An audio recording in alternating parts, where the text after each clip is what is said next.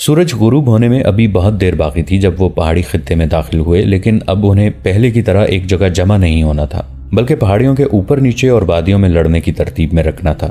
ان کی آدھی نفری پہاڑیوں میں پہنچ چکی تھی جب ان پر بلندیوں سے تیر برسنے لگے۔ العادل کے برق رفتار دستے پہلے ہی وہاں پہنچ کر مورچہ بند ہو گئے تھے۔ حبشیوں کے کمانڈروں نے چیخ چلا کر انہیں آؤٹ میں کیا اور تیر اندازی کا حکم دیا۔ باقی نصف فوج ابھی باہر تھی، اسے پیچھے ہٹا لیا گیا۔ القند نے اس نفری کو پہاڑیوں پر چڑھا کر آگے جانے اور اوپر سے تیر چلانے کی چال چلی، مگر حبشی ابھی پہاڑوں پر چڑھنے ہی والے تھے کہ ادھر سے العادل کی فوج جو ان کے عقب میں جا رہی تھی پہنچ گئی۔ حبشیوں کی خاصی نفری بلندیوں پر جانے میں کامیاب ہو گئی، جہاں سے حبشیوں نے نہایت کارگر تیر اندازی کی۔ العادل کو نقصان اٹھانا پڑا، مگر اس کی سکیم اچھی تھی۔ اس نے ادھر سے دستے پیچھے ہٹا لیے۔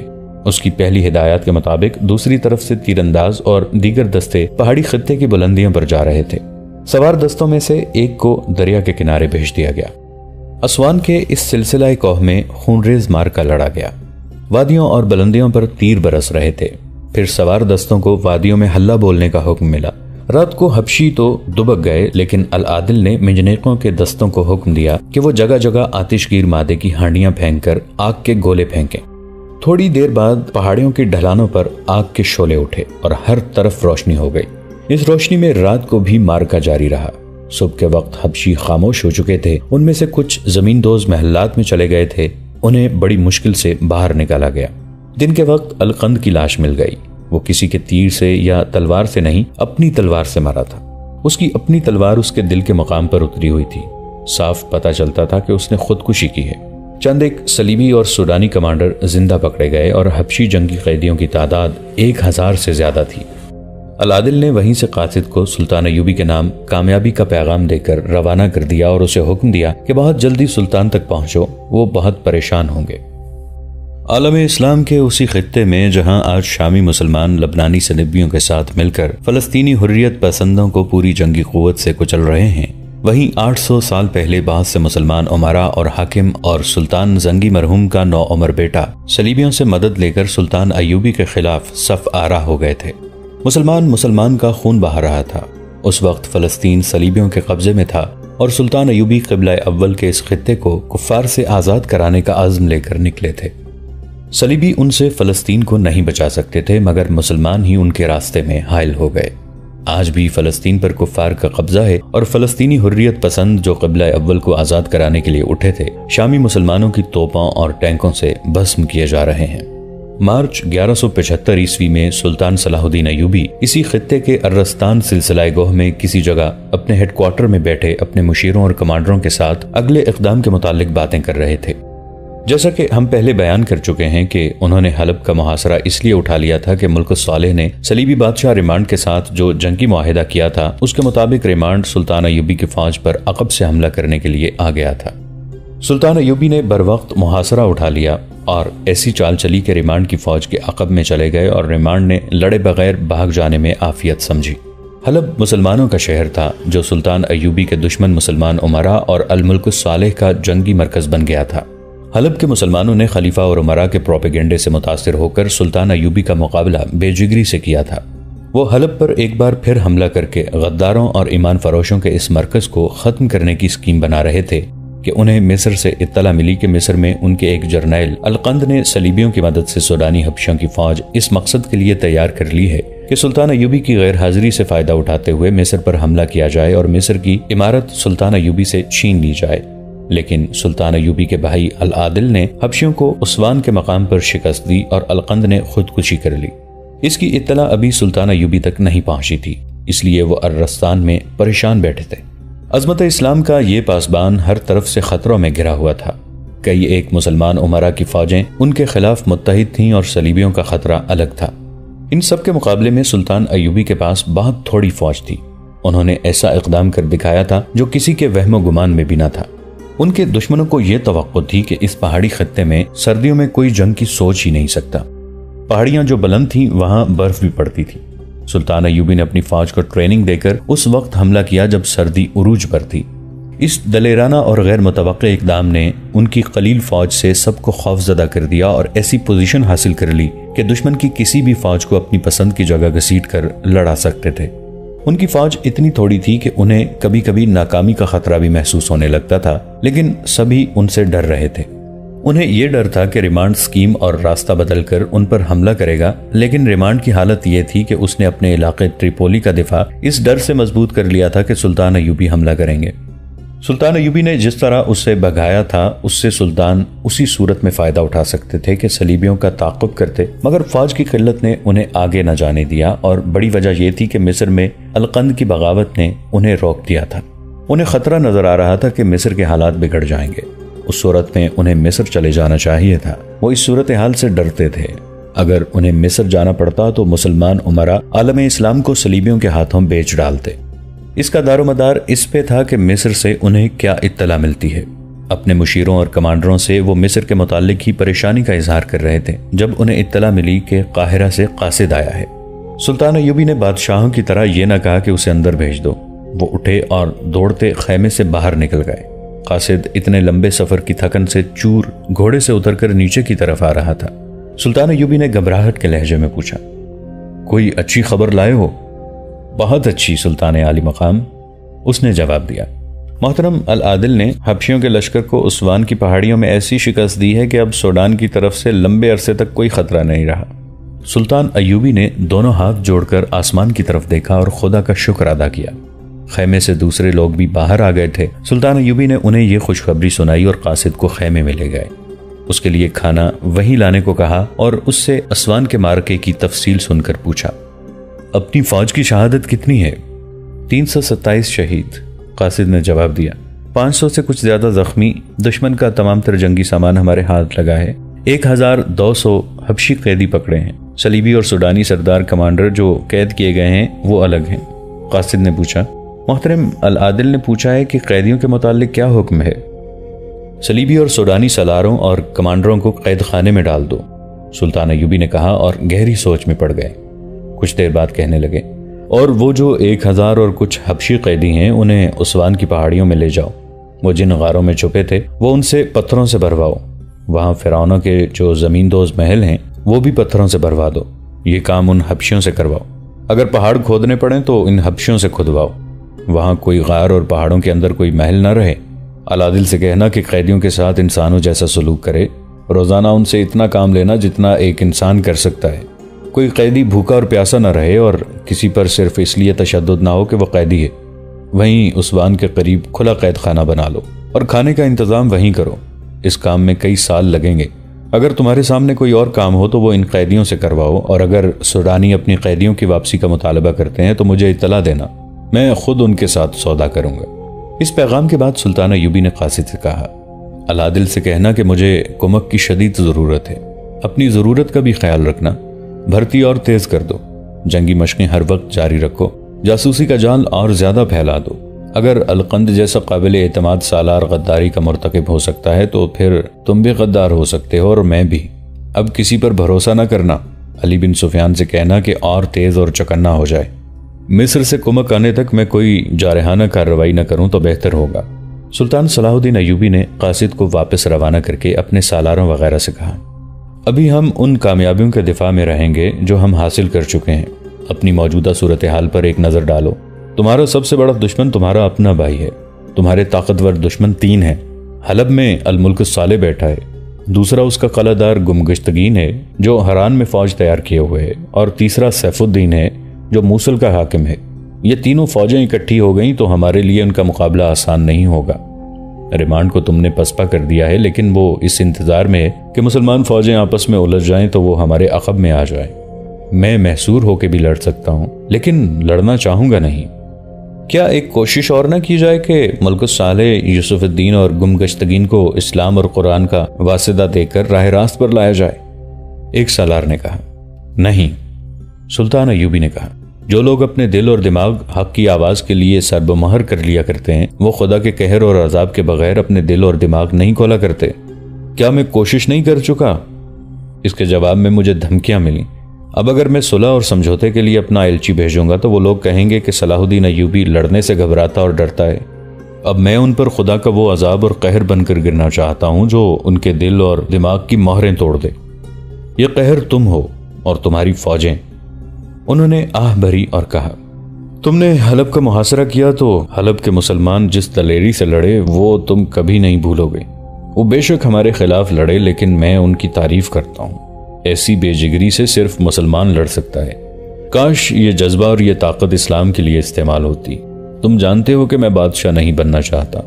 میرا مقصد یہ ہے کہ عالم اسلام متحد ہو جائے اور یہ قوت جو بکھر گئی ہے مرکوز ہو کر صلیبی عزائم کے خلاف استعمال ہو اور فلسطین آزاد کرا کے ہم سلطنت اسلامیہ کی توسیع کریں۔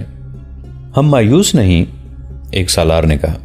نئی بھرتی آ رہی ہے، اس علاقے سے جوان خاصی تعداد میں بھرتی ہو رہے ہیں، مصر سے بھی کمک آ رہی ہے، ہم آپ کی ہر توقع پوری کریں گے۔ لیکن میں کب تک زندہ رہوں گا؟ سلطان ایوبی نے کہا۔ تم کب تک زندہ رہو گے؟ ابلیسی قوتیں زور پکڑ رہی ہیں اور ان کا دائرہ وسیع ہوتا جا رہا ہے۔ میرے وہ عزیز دوست جن پر مجھے بہت بھروسہ اور اعتماد تھا صلیبیوں کے ہاتھوں میں کھیلنے اور میرے ہاتھوں قتل ہوئے۔ القند تمہارے ساتھ کا معتمد سالار تھا۔ کیا تم سن کر حیران نہیں ہوئے کہ القند نے سوڈان سے حبشیوں کی فوج بلائی اور مصر پر قابض ہونے کی کوشش کی؟ اس نے مجھ پر یہ کرم کیا ہے کہ شکست کھا کر اپنے ہاتھوں اپنی جان لے لی ہے۔ میں نے اسے سزائے موت نہیں دی۔ حکومت کا نشہ، دولت اور رونت اچھے انسانوں کو اندھا کر دیتی ہے۔ ایمان میں کیا رکھا ہے؟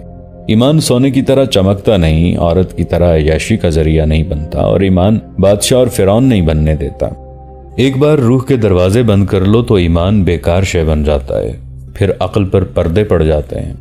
اسپین سے تمہارا پرچم کیوں اترا؟ تاریخ کہتی ہے کہ یہ کفار کی سازش کا نتیجہ تھا، مگر ان کی سازشیں کیوں کامیاب ہوئیں؟ کیوں خود مسلمانوں نے اپنے آپ کو کفار کا اعلی کار بنایا اور اجرت وصول کی؟ اسپین ان کا تھا جنہوں نے سمندر پار جا کر کشتیاں جلا ڈالی تھیں تاکہ واپسی کا خیال ہی دل سے نکل جائے۔ اسپین کی قیمت وہی جانتے ہیں جنہوں نے یہ قیمت دی تھی۔ اسپین شہیدوں کا تھا۔ یہ ہوتا آیا ہے اور مجھے ڈر ہے کہ یہی ہوتا چلا جائے گا کہ خون کے نذرانے دے کر ملک حاصل کرنے والے دنیا سے اڑ جاتے ہیں تو لوگ بادشاہ بن جاتے ہیں جن کے خون کا ایک قطرہ بھی نہیں بہا تھا۔ انہیں چونکہ ملک مفت ہاتھ آ جاتا ہے اس لیے وہ اسے عیاشی کا ذریعہ بناتے ہیں اور اپنے تخت و تاج کی سلامتی کے لیے دین و ایمان والوں اور دل میں قوم کا درد رکھنے والوں کی زبانیں بند کرتے اور ان کا گلا گھونٹ دیتے ہیں۔ انہیں افلاس اور فاقوں کی چکی میں پیس کر ان کے جذبوں کو ختم کر دیتے ہیں۔ اسپین میں بھی یہی ہوا۔ کفار نے ہمارے بادشاہوں کو زر و جواہرات اور یورپ کی حسین لڑکیوں سے اپنے ہاتھوں میں لیا، انہیں انہی کی فوج کے خلاف کیا، مجاہدین کو مجرم بنایا اور اسپین کی اسلامی مملکت کو دیمک کھا گئی۔ ہمارے رسول کریم صلی اللہ علیہ وآلہ وسلم کے پروانوں نے لہو کے چراغ جلا کر آدھی دنیا کو حق کی آواز سے منور کیا۔ کہاں ہیں وہ چراغ؟ ایک ایک کر کے بجھتے جا رہے ہیں۔ یہ چراغ لہو مانگتے ہیں مگر لہو دینے والے صلیبیوں کی شراب اور عورت کے طلسم میں گم ہو گئے ہیں۔ ان لوگوں کو یہ سلطنت مفت ہاتھ آئی ہے۔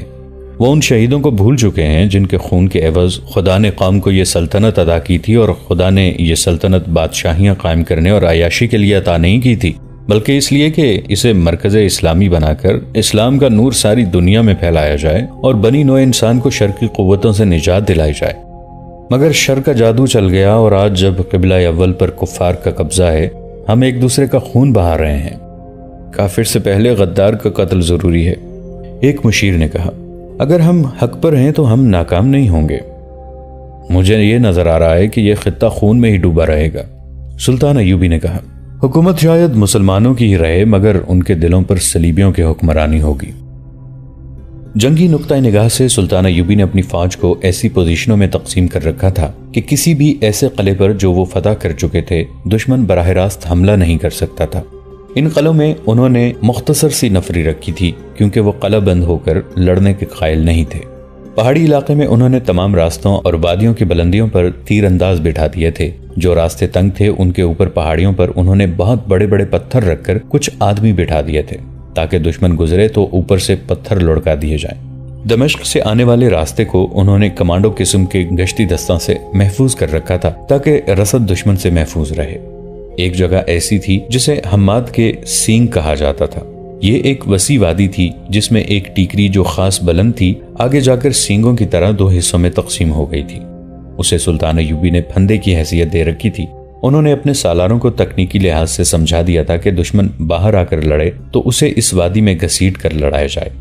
سلطان ایوبی نے تمام علاقے میں ایسی جگہوں پر پوزیشنیں قائم کر لی تھیں جن سے وہ دشمن کو کسی بھی جگہ لانے پر مجبور کر سکتے تھے۔ اس اہتمام کے علاوہ ان کے چھاپا مار جوان چھوٹی چھوٹی ٹولیوں میں دور دور تک گھومتے پھرتے رہتے تھے۔ جاسوسی یعنی انٹیلیجنس کا نظام ایسا تھا کہ دشمن کے قلعوں کے اندر بھی سلطان ایوبی کے جاسوس موجود تھے جو خبریں بھیجتے رہتے تھے۔ انہیں یہاں تک معلوم ہو گیا تھا کہ سلطانی کے نام نہاد الملک الصالح نے اپنے گورنر گمگشتگین کو موصل کے حاکم سیف الدین کو مدد کے لیے بلایا ہے، اور معلوم ہوتا ہے کہ یہ دونوں کچھ شرائط کے بدلے مدد دیں گے، صرف بلاوے پر نہیں جائیں گے۔ جاسوسوں نے یہ بھی بتایا کہ یہ مسلمان حکمران اور بظاہر اتحادی ہیں، لیکن ان کے دل آپس میں پھٹے ہوئے ہیں۔ ہر ایک اپنی اپنی جنگ لڑ کر زیادہ سے زیادہ علاقے پر قابض ہونے کی فکر میں ہے، اور صلیبی انہیں مدد کم اور شے زیادہ دے رہے ہیں، اور ان کی باہمی چپقلش کو ہوا بھی دے رہے ہیں۔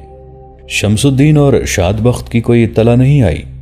سلطان ایوبی نے حسن بن عبداللہ سے پوچھا۔ کوئی تازہ اطلاع نہیں، حسن بن عبداللہ نے جواب دیا۔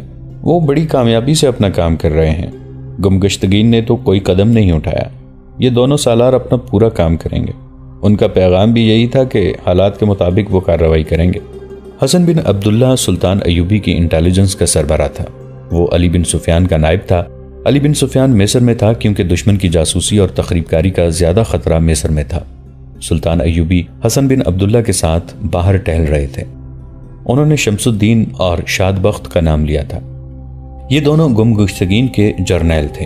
گمگشتگین کے متعلق بتایا جا چکا ہے کہ شیطان فطرت مسلمان تھا۔ عہدے اور رتبے کے لحاظ سے وہ گورنر تھا اور ہران کے قلعے میں مقیم تھا۔ اس قلعے میں اور باہر اس نے خاصی فوج جمع کر رکھی تھی۔ وہ خلافت کے تحت تھا اور خلیفہ کے احکام کا پابند، لیکن اس نے ذاتی سیاست بازی اور چال بازیوں سے فوجی اور سیاسی لحاظ سے ایسی پوزیشن حاصل کر لی تھی جہاں وہ کسی کو پلے نہیں باندھتا تھا۔ اس نے صلیبیوں کے ساتھ درپردہ گٹھ جوڑ کر رکھا تھا، یہاں تک کہ اس نے قلعے میں نور الدین زنگی کے پکڑے ہوئے صلیبی قیدی، جن میں کمانڈر بھی تھے، قید کر رکھے تھے۔ زنگی فوت ہو گیا تو گمگشتگین نے کسی کے حکم کے بغیر تمام قیدی رہا کر دیے۔ اس نے یہ اقدام صلیبیوں کی خوشنودی کے لیے کیا تھا، کیونکہ وہ اب صلیبیوں کے خلاف نہیں بلکہ ان سے مدد حاصل کر کے سلطان صلاح الدین ایوبی کے خلاف لڑنے کی تیاریاں کر رہا تھا۔ اس کے 2 سالار تھے جو ذہانت اور جنگی اہلیت کی بدولت اس کے معتمد تھے۔ یہ دونوں بھائی تھے، ایک کا نام شمس الدین علی اور دوسرے کا شاد بخت علی تھا۔ یہ دونوں ہندوستانی مسلمان تھے۔ عراق کے اس وقت کے ایک مورخ کمال الدین نے عربی میں تاریخ حلب کے نام سے ایک کتاب لکھی تھی۔ اس نے ان کا اتنا ہی ذکر کیا ہے کہ یہ دونوں سگے بھائی تھے اور نور الدین زنگی کی زندگی میں ہندوستان سے اس کے پاس آئے تھے۔ زنگی نے انہیں فوج میں اچھا رتبہ دے کر ہران بھیج دیا تھا۔ قاضی بہاؤالدین شداد نے بھی ان کا اپنی ڈائری میں ذکر کیا ہے۔ عرب میں چونکہ نام کے ساتھ باپ کا نام بھی لکھا اور بولا جاتا ہے، اس لیے ان دونوں بھائیوں کے نام تحریروں میں اس طرح آتے ہیں: شمس الدین علی ابن الضیاء اور شاد بخت علی ابن الضیاء۔ یہ اشارہ کہیں نہیں ملتا کہ ضیاء کون تھا۔ تاریخ میں ان دونوں کا نام آنے کا باعث ایک واقعہ ہے جسے اس دور کے وقائے نگاروں نے قلم بند کیا ہے۔ واقعہ اس طرح ہے کہ گمگشتگین منمانی کا قائل تھا۔ ہران میں عملاً اس کی حکومت تھی۔ اس نے اپنے ایک خوشامدی اور بدطینت افسر ابن الخاشب ابو الفضل کو قاضی کا رتبہ دے دیا تھا۔ اسلام کے قاضی انصاف اور دانش کی وجہ سے مشہور تھے، لیکن ابو الفضل بے انصافی اور گمگشتگین کی خوشنودی کی وجہ سے مشہور ہوا۔ اس کی بے انصافی کے قصے شمس اور شاد بخت تک بھی پہنچتے رہتے تھے، لیکن وہ خاموشی اختیار کیے رکھتے تھے۔ وہ فوج کے جرنیل تھے، قاضی کے فیصلوں اور شہری امور کے ساتھ ان کا کوئی تعلق نہ تھا۔ طبعاً بھی وہ خاموش رہنے والے انسان تھے۔